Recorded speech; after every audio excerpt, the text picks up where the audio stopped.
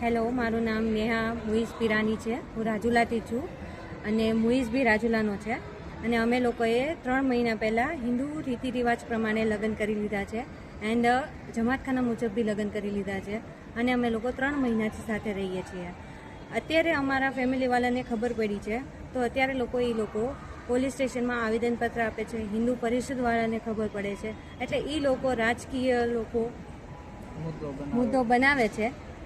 વધારે આગળ પ્રોસેસમાં જાય પહેલાં જ હું બધાને કહી દેવા માગું છું કે આ મારી પર્સનલ લાઈફ છે. હું આમાં ખુશ છું.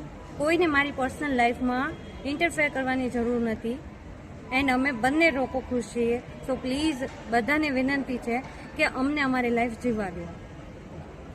બધાને એવી નમ્ર વિનંતી કે પ્લીઝ આમાં કોઈને કોઈ રીતે કાંઈ વચ્ચે પડવું નહીં, કેમ કે અમે અમારી રાજી ખુશીથી જે કાંઈ કર્યું છે અમારી રાજી ખુશીથી કર્યું છે.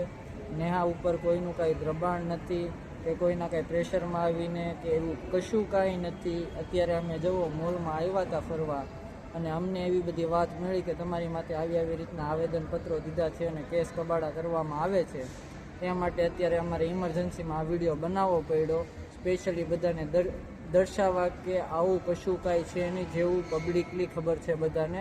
અમે ઓલરેડી 3 મહિનાથી લગ્ન કરી લીધા છે.